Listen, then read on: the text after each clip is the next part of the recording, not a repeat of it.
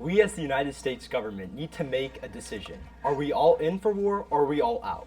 For years, the United States has been involved in these endless Middle Eastern wars.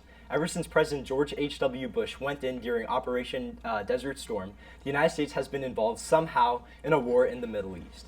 Yet recently, President Donald Trump announced that he was going to pull out all remaining U.S. troops in Syria. Now, you might be wondering what exactly U.S. troops are doing in Syria. So, Syria is home to a special people called the Kurds, who are United States allies. Now, once President Trump announced this decision, there was an immediate binary narrative created. Many people were very angry at this decision, saying that he abandoned the Kurds. Yet, as Andrew McCarty over at the National Review explains, the situation with the Kurds is much more complicated than that. Yes, the Kurds did help us during the Iraq War, yet the Kurds have also been on the wrong side of many issues. In fact, McCarthy goes on to explain that the Kurds are basically Marxist-Leninist militants, and the PKK, an ally of the Kurds in Syria, have been designated by the United States government as a terrorist organization.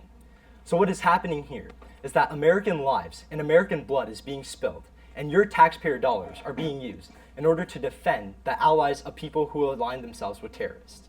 Now, obviously, this is a huge issue, and is why we need to examine this. This is why we need to examine this issue in more detail. But not only that, we have many experts showing that in reality, the situation with the Kurds is much more complicated. The United States and Kurdish relationship was never going to last, and this came from three fellows at the Carnegie Endowment for Peace. They describe how the United States and the Kurds were running out of things that they had in common, and thus the United States had to make a decision. Either they were going to go all in and fight a war against Turkey and its allies in Syria, or it was going to pull out. Right now, what is happening is that we are in this middle ground, and it's not good for anyone involved. And President Trump made the right decision by bringing our men and women home and saving the American people millions and millions of dollars in taxpayer money every year. Thank you. So, Trump's decision to stop supporting the Kurds has been met with universal backlash due to its implications. The U.S. has supported the Kurds for many years because they combat terrorist groups like ISIS and give U.S. the power to influence the conflict in the region. So for these reasons, we reject the affirmative plan. So first we'll start off with our first observation, which is solvency. So pulling out of Syria will increase instability and will turn the conflict against us. This comes from Max Boot from the Washington Post in 2019. The result was a smashing of the Islamic State's caliphate and the establishment of a U.S.-backed zone in eastern Syria that prevented Bashar al-Assad from extending his rule across the entire country with the help of his Iranian and Russian allies. In December, Trump announced a pullout of all U.S. forces from Syria. In August, the inspector generals from the State and Defense Departments reported that the Islamic State retains 14,000 to 18,000 fighters in Syria and Iraq and is stepping up insurgent operations in both countries. The drawdown of U.S. forces, the inspectors general wrote, decrease the amount of resources and support available to Syrian partners forces at a time when they need additional reinforcing for counterinsurgency operations against ISIS. And Trump's actions are a betrayal to the Kurds. This comes from Trevor Watkins in 2019. President Trump's decision to greenlight Turkey's invasion of northern Syria is yet more proof of the danger he poses to security in the Middle East. His callous betrayal of the Kurdish people is both reckless and dangerous. The Kurdish-led Syrian Democratic Forces have been key allies in bringing peace and stability to the region, countering the threat of ISIS. So the first advantage of stopping terrorism. So Trump's actions are a betrayal to the Kurds, and supporting the Kurds will bring stability to the hostile Middle Eastern regions. President Erdogan has shown flagrant disregard for international law and civilian life. We cannot sit by while Turkey launches a brutal attack on Kurdish communities. So, supporting the Kurds provides numerous strategic advantages to the United States while maintaining our morality by protecting instead of abandoning this group of people that have helped the U.S. for so long. For these reasons, we reject the plan to stop our support. So why does America have a moral obligation to use its taxpayer dollars and its funds and people to protect those who align themselves with terrorists? Okay, so like as a country that has a lot of resources, we have a moral obligation to help those in need because every day we're always overlooking these micro level problems, but they're structural and ever present. So if we don't focus on them now, we're never going to focus on them. And we're always going to be thinking about these macro level impacts, but things like these examples of structural violence happen every day. And Again, it is like, so my question goes back to the point is that the United States defines these people who the United States is defending right now as terrorists. So my question again is, why does the United States have a moral obligation to use its money and its people to defend those who align themselves with terrorism? right. So by supporting the Kurds, we're actually like decreasing. Like there could be a lot more people that would potentially die if we pulled out, if we stopped supporting the Kurds, because we're actually by supporting the Kurds, we increase the stability in the region. So, yeah. All right. Okay. So, why would you believe that the United States should go into a full-off war in the Middle East to protect the Kurds? I mean, no. So no. Well, not a full out, not a World War III, if that's what you're asking. No. So my question goes because there are many different groups involved with this conflict. So in order for the United States to adequately, fulfill this moral obligation, as you put it, it would have to not only fight against the Syrians, the Turkish, but also potentially the Russians. So do you believe in order for the United States to fulfill its moral obligations that it should continue and take these steps to go into a full-blown war? I mean, yes. So you're advocating for a full-out war where we send. No. But you just said yes. Well, okay. No, I said that we should go to any, not a full-blown World War III, but if it's going to be a small war, but we still save millions of people, then it would be worth it. How do you define a small war, and where do you draw the line in the sand? We're done. Yeah. Oh, okay. I could have gone on. I know you could. In this debate, to appropriately respond to the crisis in Syria, the United States as a country has to make a decision. Either we go all in or we pull our troops out. And in the last cross-examination, both teams agreed that we don't want a full-out war between the United States and Russia. However, if we look at the micro-level impacts that we see in Syria, we can see that in the Syrian civil war over the last 8 years, any type of conflict would escalate into a war. In this case, Russia and the Syrian government have gone all in. To have any chance at winning, we would also have to go all in.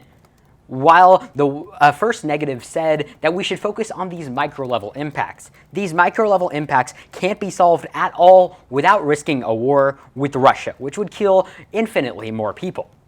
Now, when we support the Kurds, we must recognize that they're not universally good, nor are they universally bad. The Kurds have been aligned with us in various things, such as the fight against ISIS.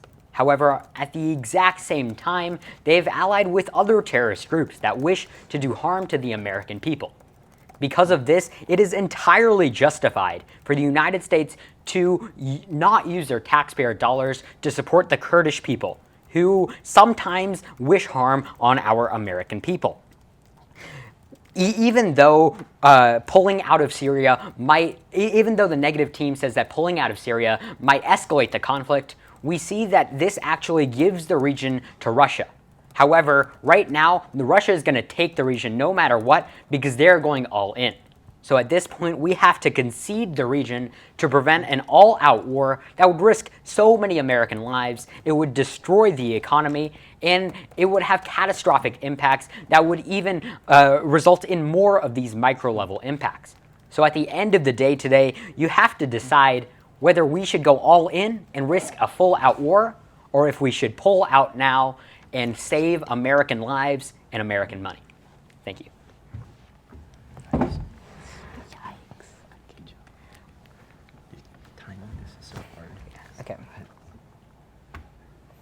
Okay. In today's debate, our position is the only one that's actually valid because we consider the question of morality. We've been long-standing allies of the Kurds, and we can't just abandon them just because Trump feels like he wants to abandon them. People will die in this conflict, and the lives of 25 to 35 million people are at risk, the people of the Kurds.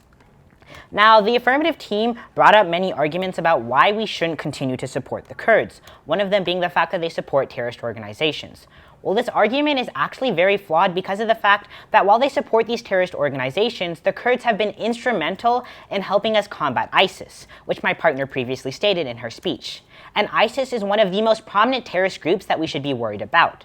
By continuing to support the Kurds, we can actually focus on this imminent threat, and later on we can deal with these other terrorist organizations which aren't as big of a threat to the United States in the current state.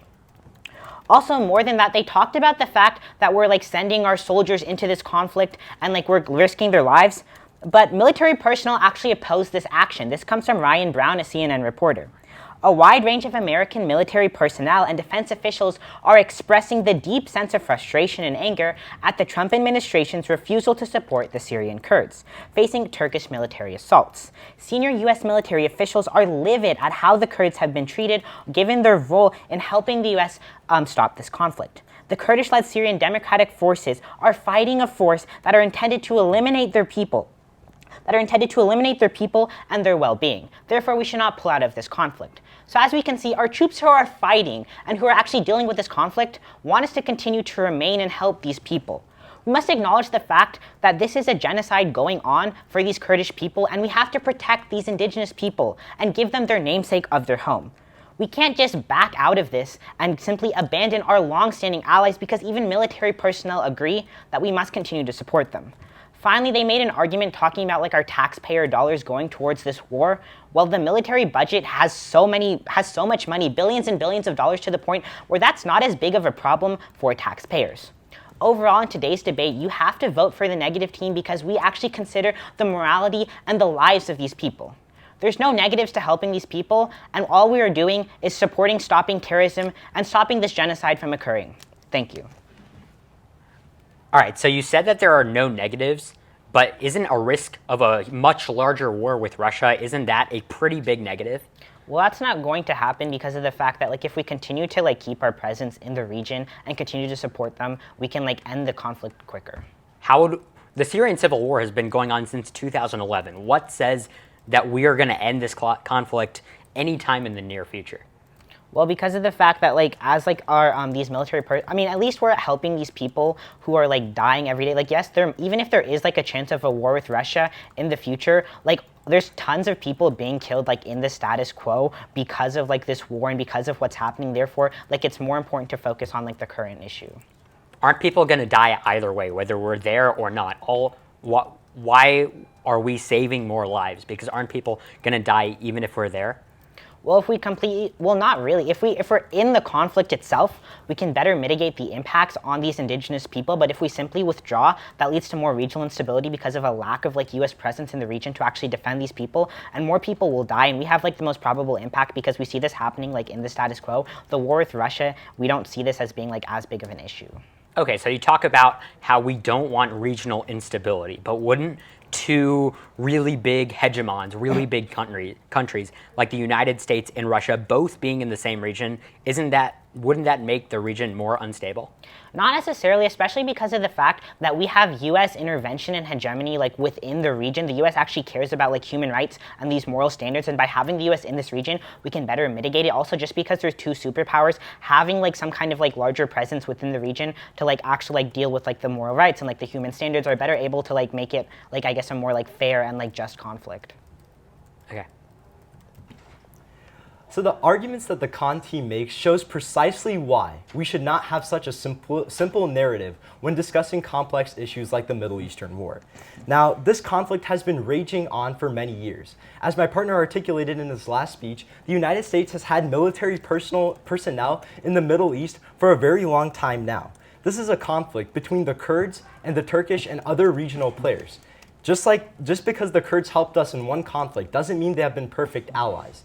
The United States is not bound to give unconditional support to any one item or entity just because they supported us in one conflict. They completely don't, they do not even address the fact that the Kurds in Syria aligned themselves with the PKK, a Marxist terrorist organization in Turkey. And this fact, and the fact that they ignored this idea shows the results of this binary narrative we have created. We acknowledge that the Kurds have been helpful to us, but at the same time, they haven't been perfect. The United States is not beholden to any person or any other people besides its citizens. And its citizens demand that their taxpayer dollars stop being used to fuel these endless wars, and that their brave men and women are brought home away from danger in the Middle East and in a conflict that they have no reason to be a part of. Thank you. That was fire.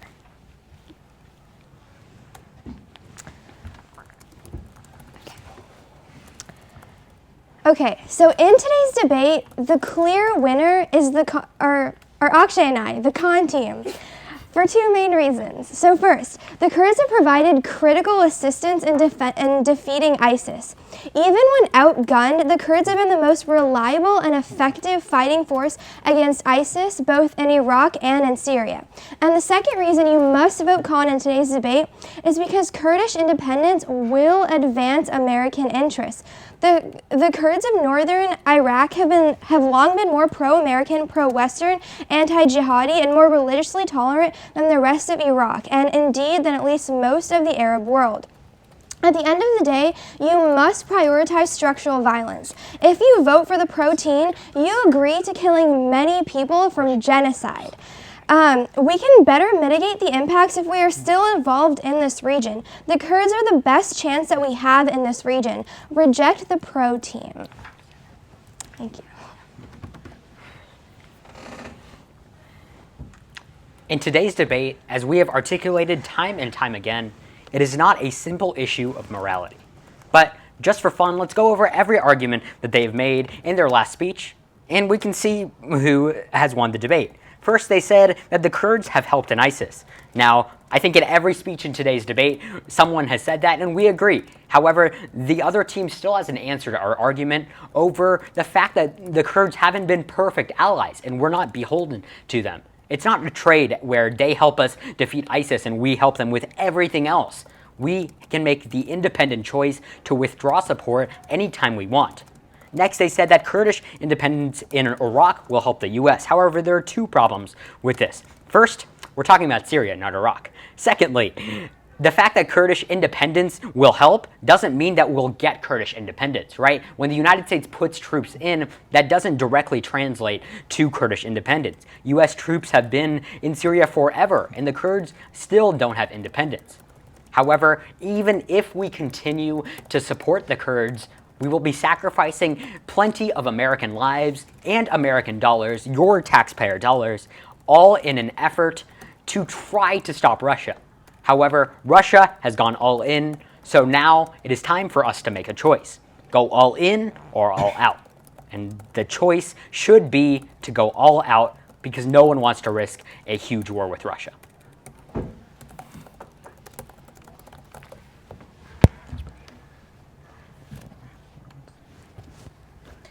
Okay. Yeah. So in today's debate, you're going to be voting for the Khan team because of the fact that our impacts simply outweigh and our arguments are more logical. So first, going down like the flow of today's debate. So yes, we've had a lot of presence in the region and haven't been able to necessarily like completely stop the conflict, but the amount of damage we've been able to mitigate, especially like the deaths, the injustices, and the human rights violations outweigh anything that the pro team is talking about from like withdrawing from this conflict. Furthermore, we did address their terrorist argument by arguing that ISIS outweighs, even if you believe that this one terrorist group they talked about, which the US doesn't really care about, is like somewhat of a threat, ISIS does outweigh because obviously, as we can see, ISIS is the most pressing terrorist organization. And like I talked about, by having presence in the Kurdish region, we can actually influence the Kurds to not support this organization and better mitigate future terrorist threats. Furthermore, the argument about taxpayer dollars is simply ridiculous. We fund billions upon billions upon billions of dollars to like the defense industry and the military budget. Therefore, we're not going to significantly raise taxes by continuing this war because of the fact that all we have to do is simply like reallocate funds. Like it's not that big of an issue as the pro team wants you to believe. And again, the argument about the conflict of Russia is way less probable because we're seeing a genocide happen in the status quo. Prefer this impact because it's the most observable. So we're preventing a genocide from occurring. They're preventing like a war between two countries that's probably not going to happen. So in today's debate, you're voting for the con team because we're preventing a genocide, and the US has a moral obligation to protect our allies who have helped us for so long. Thank you.